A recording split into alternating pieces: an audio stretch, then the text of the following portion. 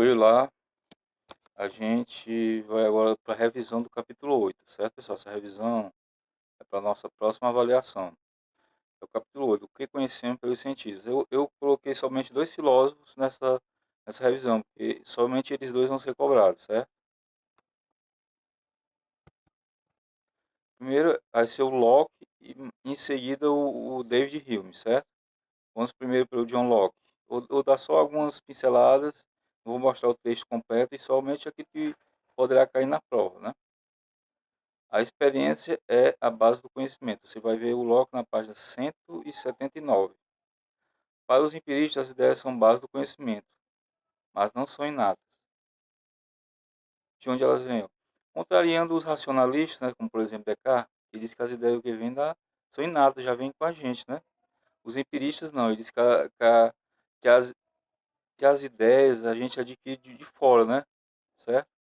Você pode ver aqui nessa passagem. Imagine a mente como uma tela em branco que deve ser preenchida por ideias. Mas de onde vêm essas ideias? Da experiência sensível. Ou seja, todas as ideias, em algum momento, elas vieram de fora. Certo? Ou seja, a experiência sensível dos objetos externos. Que é a sensação externa. Aquilo que você vê, que você toca, certo? O conhecimento vem dali. Ou, e após você pegar essas informações, né? Aí vem o que? Das operações internas da sua mente, do seu cérebro, né? A partir que você pega a experiência sensível, na sua mente vai fazer o que? Vai transformar aquele conhecimento em outras coisas, mas inicialmente essas informações vieram de fora, certo?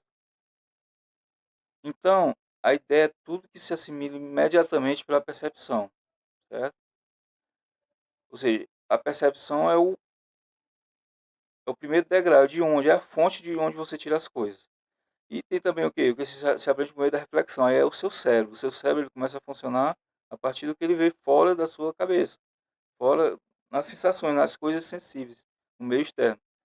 Tudo que a mente se aplica ao pensar, ou seja, através de um conhecimento, por exemplo, ele tem um conhecimento de unidade, né? Ele sabe o que é um. É, na mente dele já há uma reflexão, você agrega vários elementos e você, você constrói, por exemplo, 10 unidades, uma dúzia, né? Certo? Então é a percepção de um que através da reflexão se transforma em outro, certo? A existência de coisas exteriores. Diferente do de Descartes, que acredita que a razão que era a fonte de conhecimento, ou seja, a gente, as- aquilo que a gente pensava já estava com a gente, ou a gente raciocinava para chegar àquilo, certo? Não tendo nenhuma necessidade de aprender aquele objeto das coisas exteriores. Mas já Locke, que é o que nós estamos estudando, acreditava nas coisas exteriores, e que é através dela que se obtém o conhecimento, como eu já falei, né? Agora a gente vai ver aqui em David Hume, né? As impressões sensíveis e a natureza humana, certo? David Hume era um escocês que nasceu em 1711 e 1776, certo? Como nós estamos estudando os empiristas, ele é um filósofo empirista. É. Também tem alguns textos também da filosofia política, né? Mas aqui nós vamos deter somente com a teoria do conhecimento, né? Como referência, Newton estudava fenômenos naturais, ele buscava entender os acontecimentos naturais da mente, que são as ideias e os pensamentos. As percepções, as percepções, impressões e ideias.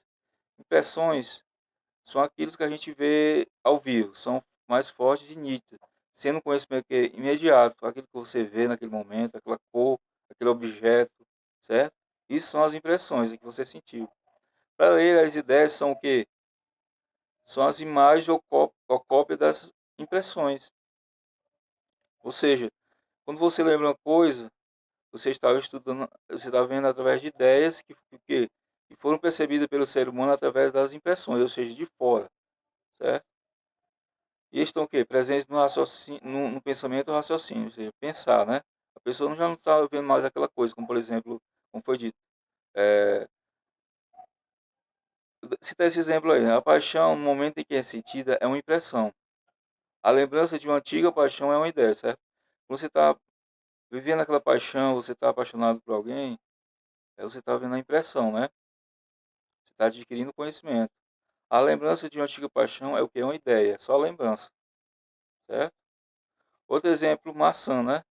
Quando você toca com maçã, você está tendo o quê? A impressão de maçã, né? Mas quando você lembra daquele gosto, daquela maçã que você comeu, que é? É uma ideia de maçã. E as percepções também podem ser simples e o quê? Complexas. As percepções podem ser simples e complexas como? Simples são aquelas que não admitem nenhuma separação, certo? A cor vermelha, você não pode dividir a cor vermelha. A cor vermelha não pode ser dividida, né? Dividir vermelho em quê? Não. Mas complexas, elas podem ser divididas, né? Podem ser distinguidas em parte. Exemplo, como a maçã, que pode ser dividida em cor, sabor e aroma, certo? E o limite do entendimento humano? A causa das impressões sensíveis não eram as coisas materiais e concretas como Locke afirmava. Pois o quê? Ele disse que a gente, como Locke, a gente não, como Locke sabe, imaginava, né, que a gente via mesmo as coisas como elas são. Mas já Hume, ele dizia o quê? Estariam além do entendimento humano, que a gente não sabia realmente como é que as coisas são, né? Certo? Elas entraram no nosso entendimento daquela forma, mas não sabemos como é que realmente elas são. Pois a causa da sensação não poderia ser o que? Conhecida, certo? Tá bom? E agora, a crítica ao princípio da casualidade, da causalidade, né? Ele, é, o conhecimento que se tem é que todo acontecimento tem uma causa, né? As coisas não acontecem por acaso. Por exemplo, o nível de um rio decorre do quê? Do aumento das chuvas em determinado período, certo? Você sabe que aquele rio está aumentando por quê? Porque está chovendo. Outro exemplo, a queda de uma árvore é causada por um raio, né? Certo? O acontecimento, o raio que levou à queda da árvore. Há uma relação causal entre os dois eventos. Uma é considerada causa e efeito do outro. Mas só que Hume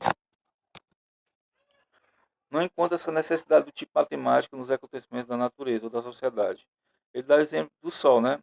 A gente pensa que o Sol nasce todos os dias, né? Mas não, ele pode um dia não nascer. Como a gente já sabe, um dia ele vai morrer, certo? Isso aí. O universo terá um fim e o Sol não nascerá, certo? Um dia pode acontecer isso. Mas há uma obrigatoriedade somente do tipo matemático. Ele diz que a matemática, sim, há uma causa e efeito, certo? Como, por exemplo, o teorema de Pitágoras. A gente tem certeza que em qualquer lugar do universo, o teorema de Pitágoras pode ser utilizado em qualquer época. Hum? Só as do tipo matemática são necessárias, certo? Ou seja, não pode ser de outra forma. Um triângulo vai ter sempre três lados para sempre, em qualquer época, em qualquer lugar do universo, certo? Assim, Hume disse que não é possível, por meio da razão, uma relação entre causal entre dois eventos, mas apenas pela experiência e pela força do hábito. A gente pensa que as coisas têm uma relação causal, na verdade não tem, né? A gente está acostumado a ver, mas aquilo não pode acontecer sempre, né? Um dia talvez não vá acontecer.